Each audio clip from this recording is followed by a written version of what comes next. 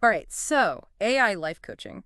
Is it the real deal? Like, can an algorithm really help us unlock our full potential? That's what we're diving into today with Naveen Villani's book, The AI Life Coach. Yeah, it's a fascinating read. I've got to admit, I'm a little skeptical. Sometimes self-help books, they all kind of blend together. Vague advice, not really tailored to Oh, for sure. your specific situation. So is Villani any different? Well, that's the thing. Bolani isn't saying ditch the self-help books altogether. Yeah. It's more like, what if AI could give you that extra edge?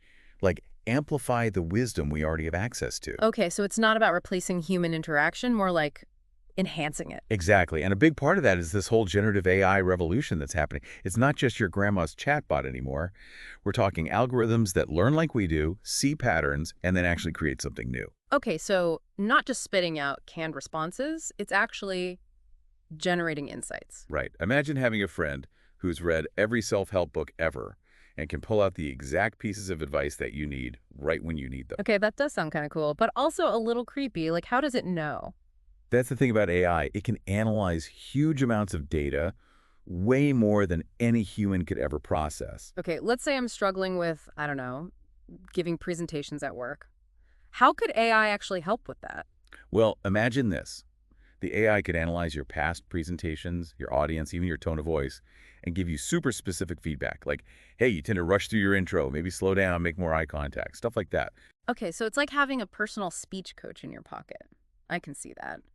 But what about those tougher situations, like navigating a disagreement with a coworker or having a difficult conversation with a family member? Can AI really help with that kind of stuff? That's where it gets really interesting. Balani talks about how AI can actually analyze communication styles and identify potential pitfalls. So, for example, it might pick up on certain phrases you use that tend to escalate conflict or make people defensive. Oh, wow. Like what? Give me an example. Let's say you often start sentences with "you always" or Yeah. "you never." Yeah. The AI might flag that as a communication pattern that's likely to make the other person shut down. It's not about telling you what to say, but more like Yeah. giving you that awareness. Okay. That is seriously insightful. But hold on. How does it know the difference between, say, a tensed work negotiation and a sensitive conversation with your partner? Those require totally different approaches, right? You're right, and that's why Balani emphasizes this whole idea of AI as a partner, not a dictator. You're still in the driver's seat. What does that mean? Think of it like this. You wouldn't just walk into a library, grab a random book, and expect it to solve all your problems. Well, I mean, maybe I would, but go on. You'd go in with a specific question, right? Yeah, probably. That's how you have to approach AI life coaching. You set the goals, you define the context, you ask the right questions. It's like having a superpowered research assistant who can analyze mountains of data, but you're the one steering the ship. Okay, so it's a collaboration. I like that. But what about the whole human element of self-improvement? Like intuition, gut feelings. That stuff can't be replicated by an algorithm, can it? And that's where Bellani's mirror analogy comes in. He's not saying AI has all the answers. It's more like AI can show us ourselves, maybe even better than we can see ourselves sometimes. Okay, now that's a little creepy again. Like, how so? Think about it. We all have blind spots, right?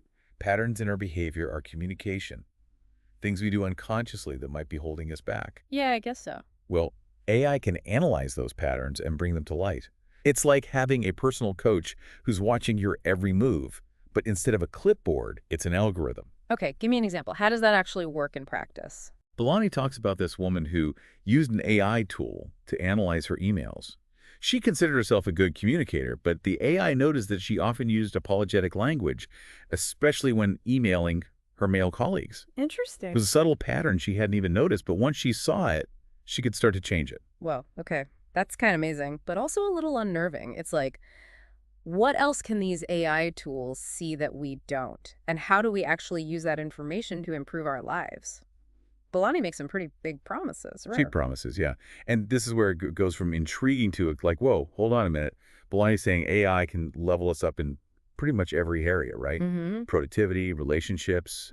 He even says finding your purpose. All those big questions we have. And he tackles this all in 34 chapters, right? 34 chapters packed with real-world examples. It's not just theory. Okay, so we've got this powerful AI. It's showing us our blind spots, all that. But what's the next step? How do we actually use these insights to make a change? So Belani breaks it down into specific strategies. One that really clicked with me was what he calls AI-powered goal setting. AI-powered goal setting. Sounds intense. It's actually pretty cool. Instead of those vague goals we often set, the AI digs deeper. It looks at your past successes, your failures even, your strengths, weaknesses, even your personality. Okay, so it's getting really personalized here. Exactly. It uses all that data to help you create these hyper-personalized goals. They're challenging, sure, but they're actually achievable because they're tailored to you. So not just, I want to be more productive. It's more like, here's a tailored schedule based on your work style and when you're most focused. Exactly. And it doesn't stop there. Right. Remember we were talking about navigating tough conversations. Let's say you're having a conflict with a coworker. Ooh, yeah, been there. Not fun. So imagine this. You tell the AI about the situation. You can even feed it some of your past emails if you want. No way, really? Yeah. And the AI analyzes the communication styles, right? It pinpoints potential misunderstandings, areas where things might blow up. And then, get this, it suggests strategies for navigating the conversation without, completely losing it. So it's like having a mediator on speed dial. Basically, it might even help you draft that difficult email, making sure you get your point across without, accidentally starting an all-out email war. Okay, that is super useful. We've all been in those email threads that go totally sideways. But how do we make sure the AI isn't just spitting out generic advice, like be more assertive or, those vague platitudes? Right, and Belani emphasizes this point. The AI is only as good as the information we feed it. Garbage in, garbage out, right? Makes sense. So if we want personalized advice, we got to give it the good stuff, specific details, Yeah. our communication style, the other person's personality, all those nuances. That's a two-way street. Exactly. It's a partnership. We can't just passively sit back and expect the AI to do all the work. We have to actively engage it, ask those specific questions, give it the full picture. Because at the end of the day, the AI doesn't know us as well as we know ourselves, right? It can provide those insights, suggestions, but we're the ones who have to decide what works, what to implement, how to adapt it to our own unique lives. Absolutely. Human judgment, empathy, those are things AI can't replicate, at least not yet. And Belani, he really emphasizes that throughout the book. AI is a powerful tool, no doubt, but it's still just a tool. It can enhance our abilities, but it can't replace them entirely. Right, so it's not about replacing therapists or our wise friends with algorithms. It's about using AI to make those relationships even more powerful. Exactly. And speaking of powerful, Belani talks about how AI can be a game changer for entrepreneurs, too. Oh, yeah. He does have a whole chapter on that, doesn't he? What does he say? He argues that AI can be helpful at every stage of building a business, Yeah. from coming up with ideas to analyzing market trends to managing teams. It's a lot. Okay, that's a lot to unpack. Give me an example. How could AI actually help someone, say, start a business? Let's say you've got this great idea, but you're not sure if it'll work, right? Yeah. You can feed the AI information about your target market, your product or service, even your competition. Wow. And Yeah. the AI analyzes all that data and gives you feedback. Is there even a demand for your idea? What are the potential challenges? It can even suggest marketing strategies. It's like having a 204/7 business consultant. That's incredible. What about the creative side, though? Can AI really help with things like brainstorming and innovation? That's what I thought too. But Belani says AI can help us break free of our usual thinking patterns and come up with totally new ideas. Like imagine a brainstorming partner who doesn't have the same assumptions and biases that we all have. Okay, yeah.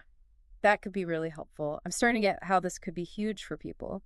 But Belani also dedicates a whole chapter to using AI for self-awareness, right? He does. It's a big part of his argument. It seems a little different from, like, the practical stuff we've been talking about. It is. But Belani believes that to really improve ourselves, we need to know ourselves deeply. Our strengths, our weaknesses, those blind spots we were talking about.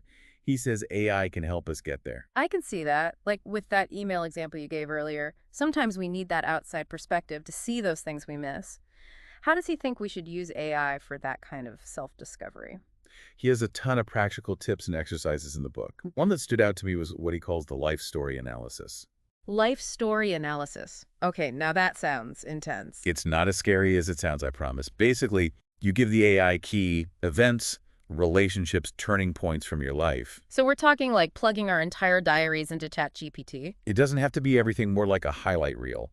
The point is to give the AI enough to spot patterns, themes, those recurring things that might be influencing our choices today. Okay, so it's like the AI is connecting the dots of our lives.